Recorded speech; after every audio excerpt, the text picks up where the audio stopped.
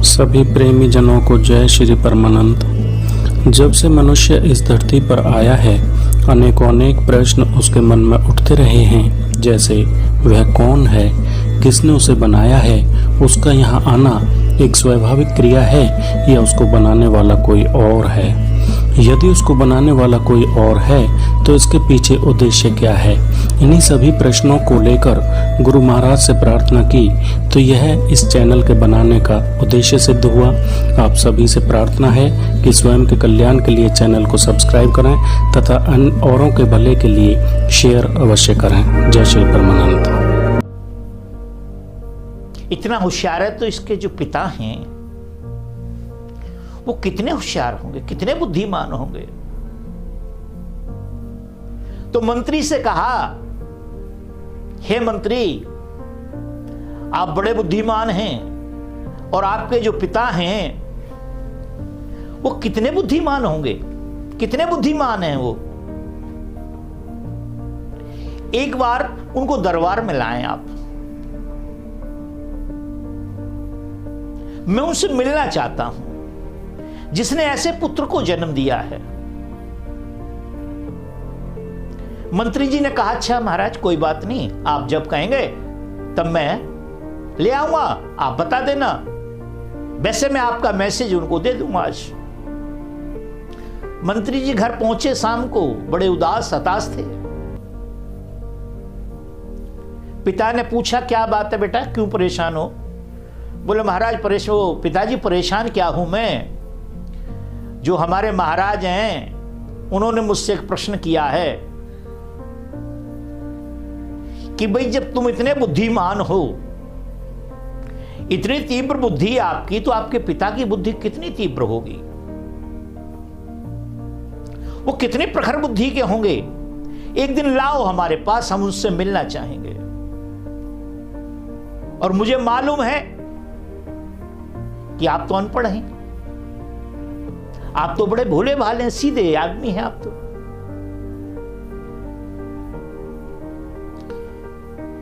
वहीं पे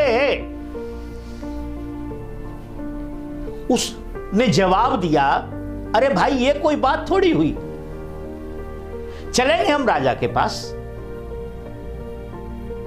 राजा के पास चलेंगे, राजा के प्रश्न का उत्तर देंगे। जाओ मुंह हाथ धो और प्रसाद पाओ। घबराने की बात नहीं, उसमें परेशान होने की बात नहीं, जाओ कोई बात नहीं। मंत्री जी चले गए अपने कक्ष में, भोजन प्रसाद किया, लेट गए, नींद नहीं आ रही। एक दिन राजा ने फिर कहा कि भाई कल अपने पिता को लेकर आना आप। खैर दूसरे दिन वो अपने पिता को लेके गए और जाके कहने लगे, जब वो मंत्री जी पहुंचे और उनके पिता पहुंचे, बैठने के लिए कहा, बड़ी चर्चा हुई। मंत्री के जो पिता थे वो अपनी तरह से जवाब देते रहे। तो राजा ने कहा कि मैंने जिसके लिए आपको बुलाया था, जिस कार्य के लिए, अब उस विषय में कुछ चर्चा हो जाए। उन्हें कि ठीक है महाराज, जैसी आपकी इच्छा। तो राजा ने कहा, हे महाशय, आप एक बात बताएं,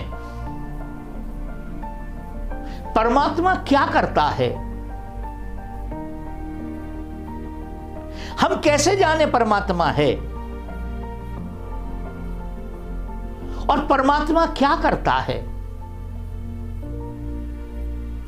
मंत्री के जो पिता थे उन्होंने कहा, राजन ऐसे नहीं होता है। जब गुरुओं से प्रश्न किया जाता है, जब संतों से प्रश्न किया जाता है, तो नीचे बैठा जाता है, बड़े विनम्र भाव से बैठा जाता है। और जो संत होते हैं, जो हमारे मार्गदर्शक होते हैं, उनको उच्च स्थान पर बिठाया जाता है, मंच पे बिठाया जाता है। आप आसन पर बैठे, मैं नीचे खड़ा हूं, यदि मैं आपके प्रश्न का उत्तर भी दूं तो ऊपर तक नहीं पहुंच पाएगा। बोले फिर क्या करना पड़ेगा? बोले आपको नीचे बैठना पड़ेगा और मैं वहां बैठता हूं, मैं फिर आपके प्रश्न का उत्तर दूंगा। ठीक है। राजा आया, नीचे बैठ गया। कहा जाओ बैठ जाओ। मंत्री के जो पिता थे वो बैठ गए जा करके और बैठ करके कहने लगे, राजन बोलो क्या पूछना चाहते हो, पूछो। बोला महाशय मैं ये पूछना चाहता हूं कि परमात्मा क्या करता है, परमात्मा क्या करता है। उन्होंने उत्तर दिया, परमात्मा यही करता है कि राजा को भिखारी बना देता है और भिखारी को राजा बना देता है। परमात्मा हमारी बुद्धि को फेर देता है और ऐसे प्रश्न कराने लगता है जैसे आपने प्रश्न किया। अब थोड़ी देर पहले आप राजा थे, अब आप भिखारी हैं। और देखो थोड़ी देर पहले मैं भिखारी था और मैं उसने राजा बना दिया। मैं राजा के स्थान पर बिठा दिया और आप भिखारी के स्थान में बिठा दिए। यही काम पर परमात्मा करता है, यही काम परमात्मा का है। यहां जीव कुछ नहीं करता है। ये जो हमने मान लिया है कि मैं कुछ करता हूं, मेरे करने से कुछ होता है, ये हमारी विडंबना है, ये हमारा अज्ञान है, यही हमारा असंतोष का कारण है। और जब हम दृष्टा बन जाते हैं, हम कुछ नहीं कर रहे, इसमें हम कुछ कर भी नहीं सकते, हमारे हाथ में कुछ नहीं है, तो फिर आपके जीवन में सुख आ जाता है, आपके जीवन में संतोष आ जाता है। और ये एक दिन में नहीं होता है,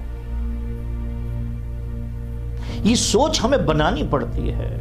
पहली सोच को बिगाड़ना पड़ता है, दूसरी सोच को बनाना पड़ता है। जब दूसरी सोच को बनाएंगे तो आराम आराम से बनती है, एक दिन में नहीं बनती है, एक घंटे में नहीं बनती है, एक हफ्ते में नहीं बनती, एक पखवाड़े में नहीं बनती, एक मास में नहीं बनती, साल में नहीं बनती है, समय लगता है। विचारों को चेंज करने में, विचारों को चेंज करने में ही समय लगता है। कोई संत कहते हैं कि नेचर और सिग्नेचर जल्दी से चेंज नहीं होते हैं, और जो नेचर को और सिग्नेचर को जो चेंज कर लेता है उन्हें हम संत कहते हैं, उन्हें हम महापुरुष कहते हैं, उन्हें हम परमात्मा का भेजी हुई शक्ति कहते हैं, उन्हीं को हम अवतार कहते हैं, उन्हीं को हम संदेश वाहक कहते हैं, उन्हीं को हम फरिश्ते कहते हैं, जो अपने नेचर को और सिग्नेचर को जो चेंज कर लेते हैं। बड़े बड़े डाकू संत हो गए, बड़े बड़े डाकू संत हो गए, और इस संसार के झमेले में पड़ करके बड़े बड़े संत खत्म हो गए। इसलिए हमें परमेश्वर की प्रधानता को समझना चाहिए, अपनी प्रधानता को भी समझना चाहिए। हम क्या कर सकते हैं? हम कुछ नहीं कर सकते, हम लाचार हैं, हम अल्पज्ञ हैं। परमेश्वर सर्वज्ञ है, वो मालिक सर्वज्ञ है। वो जितना हिंदुओं का उतना ही मुसलमानों का है, जितना मुसलमानों का है उतना ही ईसाइयों का है, जितना ईसाइयों का उतना ही सिखों का है, और जितना सिखों का है उतना ही जैनों का, और जितना जैनों का है उतना ही यहूदियों का भी है, उतना ही गाय भैंसों का भी है। जो कीड़े हम इन आंखों से देख पाते हैं वो उनका भी उतना ही, और जो इन आंखों से नहीं देख पाते वो उनका भी उतना ही है। सीधी सी भाषा में गाय के भी राम और कसाई के भी राम। गाय अपने कर्म से कट रही है, कसाई अपने कर्म से काट रहा है। उन दोनों का पिछला कोई मेल जोल है जिसकी पूर्ति हो रही है, आपस में कर्ज है उनका जिसको वो पूर्ण कर रहे हैं। तो परमेश्वर ने ये संसार हमारे लिए इतनी बड़ी प्रयोगशाला बनाई, इतना बड़ा संसाधन दे दिया हमें, इतनी बड़ी पाठशाला दे दी हमें, जिसमें समझ करके हम संतोष को प्राप्त हो सकते हैं, पर एक दिन में नहीं।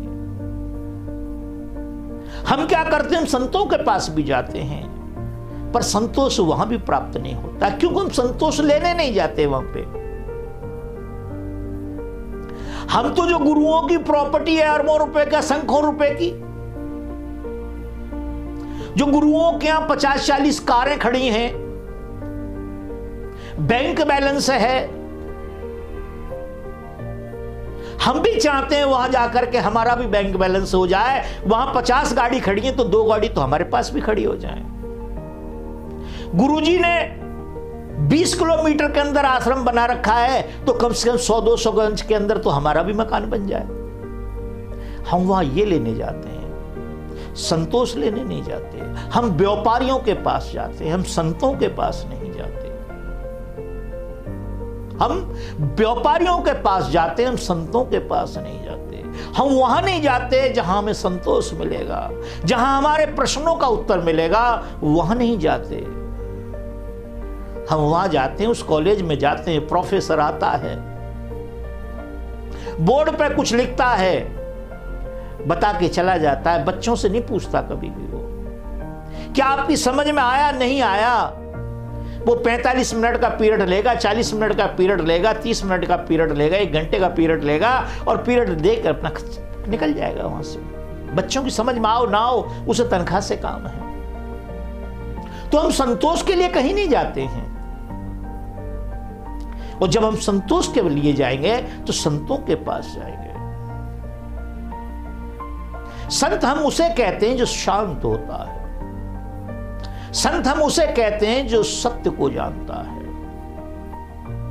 संत हम उसे कहते हैं जो हमारे अज्ञान का खात्मा करता है। एक संत कहते हैं, साधु भूखा भाव का धन का साधु ना।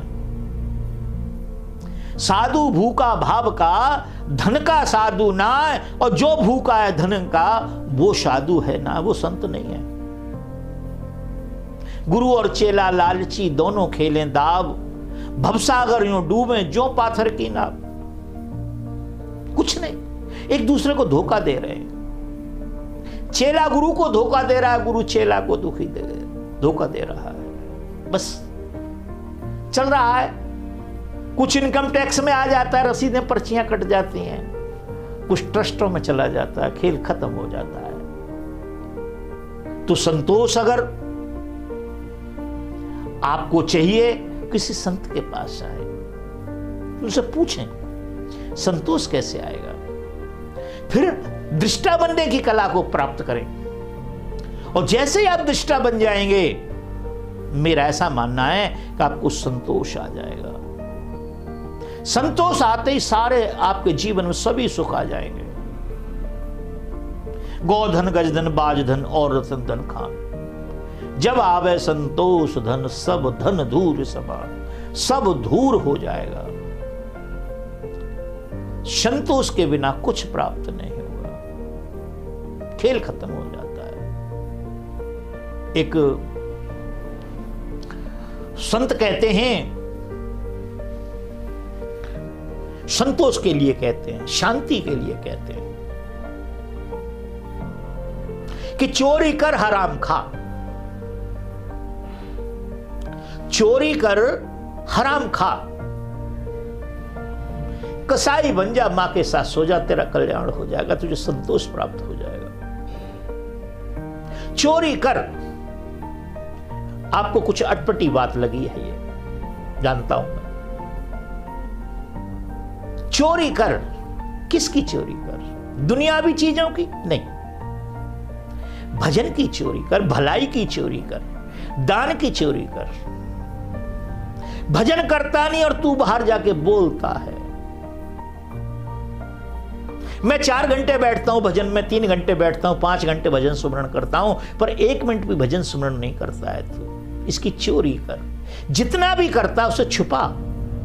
संत कभी आप किसी को नहीं बताते कि मैं कितनी देर भजन करता हूं। चोरी कर, हराम खा। हराम कहते हैं क्रोध को, उसको खा जाओ, पी जाओ उसको। कसाई बन जाओ, इंद्रियों का दमन करो, उन्हें बलपूर्वक रोको। इंद्रियों को बलपूर्वक रोकने का नाम ही कसाई बन जाना है। उन्हें कष्ट देना ही कसाई है। और शांति के साथ सो जाओ। क्या मतलब है? मां के साथ सो जा, चोरी कर, हराम खा, कसाई बन जा और मां के साथ सो जा। किस किस को याद करो, किस किस को रोइए। आराम ऐसी चीज है जो मुंह ढक के सोइए। संतोष के साथ, शांति के साथ आराम से सो जाओ।